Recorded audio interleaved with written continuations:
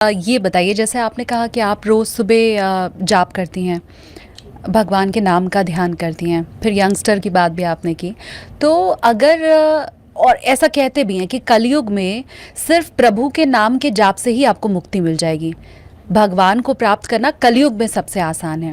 तो अगर प्रभु के नाम के जाप से मुझे मुक्ति मिल सकती है, तो ये पूजा-पाठ, दिया बत्ती, धूपबत्ती और ये जो पूरा आडंबर है, क्या वो ज़रूरी है? या सिर्फ भगवान का जाप कर लिया हो गया नाम जाप? पहली चीज़ तो आई डोंट थिंक सो इसको हम आडंबर बोल सकते हैं, क्योंकि ये भगवान के लिए किया जा रहा है। अगर ये होता, शायद अगर कोई पूजा पाठ कर रहा है अपनी इच्छा पूर्ति के लिए, तो मैं शायद कहती कि ये सब नाटक है। लेकिन अगर आपकी पूजा का उद्देश्य ये है कि मुझे इस पूजा के थ्रू भगवान तक जाना है। पूजा क्या है? पूजा इज़ लाइक कि मेरा बच्चा है, मैं उसको टाइम टू टाइम खाना खिलाती हूँ। मेरा इन-लॉज़ हैं, मेरे पेरेंट्स हैं, घर में मेरी ड्यूटीज़ हैं, मैं उनसे बात करूँगी। कहीं जा रहे हैं, खुद के लिए कपड़े लाए, उनके लिए गिफ्ट्स लाए। पूजा भी वही है। पूजा क्या है? भगवान मेरे घर का एक मेंबर है। मैं सुबह उठूँगी तो उनसे बात करूँगी। मैं उनको वो मूर्ति है इसलिए शायद वो खुद ना कर सके तो मैं करूँगी। जैसे एक छोटा बच्चा होता है, उनको स्नान करा दिया, उनको कपड़े चेंज कर दिए। तो पूजा मुझे लगता है भगवान से एक रिश्ता होता है, एक संबंध होता है कि आप उनसे बातें करें, उनके साथ बैठें, उनको खाना खिलाएँ, खुद खा रहे हो उससे पहले उनको पूछो, आप भी खाएँगे? ये पूजा आपके रिश्ते को भगवान से मजबूत करती है। दूसरा आपने पूछा क्या केवल नाम जप करेंगे तो हो जाएगा? बिल्कुल हो जाएगा। कल्याण केवल भगवान के नाम जप से हो सकता है, बट आपको उतना नाम जप करना पड़ेगा। उतना नाम जप आई डोंट थिंक सो कि कोई करता है।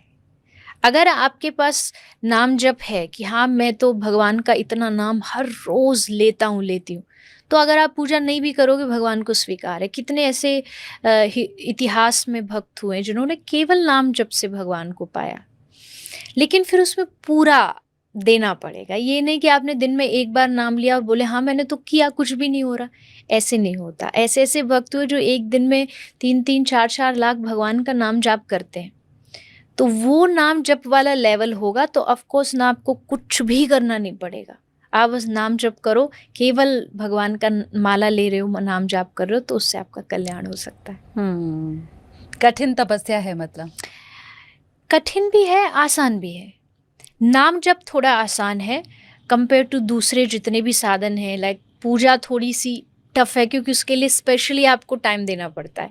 नाम जप ऐसा है कि अभी अब हम पॉडकास्ट करते-करते भी नाम जाप कर सकते हैं, क्योंकि जब आप क्वेश्चन कर रहे हो तब मैं अपने भीतर नाम जाप कर सकती हूँ, जब मैं आंसर दे रही हूँ आप अपने मन-मन में नाम जाप कर स्पेशल जगह, स्पेशल टाइम ये सब नहीं चाहिए होता आपको, आप कहीं भी कर सकते हो। तो देखो तो आसान भी बहुत है, अगर रूटीन में आ गया तो। और नहीं आया तो टफ भी बहुत है। कृष्ण आपके लिए क्या हैं? कृष्ण मेरे लिए वैसे तो सर्वस्व हैं, त्वमेव माता च पिता त्वमेव, सारे रिश्ते उनसे, जीवन है वो मेरा, प्राण है। लगता है कि इस संसार में जो भी लोग घूम रहे हैं उनकी कृपा से ही हो रहा है, मैं जो बोल रही हूँ वो उनकी कृपा से हो रहा है। और बचपन से ही गुरु, माता-पिता, आसपास के संत, सबके माध्यम से मेरे कानों में, मेरे जीवन में बस कृष्ण नाम ही गया है। जन्म से लेकर के आज तक जहाँ जाती हूँ, मैं तो कहती हूँ हम कथावाचक कितने भाग्यशाली हैं। हम किसी की शादी में चले जाएँ, तो लोग कहते हैं कृष्ण भजन सुनाओ। हम किसी के मरण में भी पहुँच जाएँ, तो भी हमको माइक दे दिया जाता है कि कृष्ण के बारे में बताओ। तो हम जहाँ जाएँगे दुनिया में हम कृष्ण की ही बातें करेंगे। तो कृष्ण आई थिंक एक वो सत्ता है, एक वो पावर है जिससे ये सारी दुनिया चल रही है, जिससे प्रकृति, ये नेचर चल रहा है। कृष्ण वो हैं जो जीवन का मूल है, आधार है, रूट है। और जब आप जब रूट में पानी देते हो ना तो अपने आप ब्रांचेस, सारे फूल, फल सब उस पे लगता है।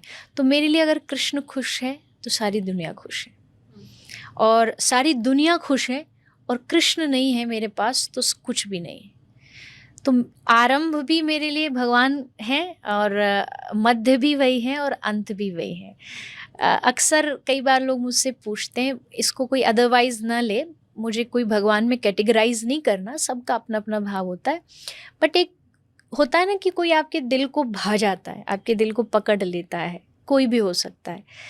तो मेरे मन में कृष्ण ने वो जगह है, श्री राधा रानी और कृष्ण दोनों की वो जगह है कि अगर मुझे कोई कहेगा 5 मिनट, 1 घंटे, 2 घंटे राम भगवान की कथा सुनाओ, शंकर भगवान की कथा सुनाओ, तो मैं सुनाऊँगी। लेकिन वो सुनाते-सुनाते कब उसमें कृष्ण एंटर हो जाएगा मुझे भी नहीं पता लगेगा।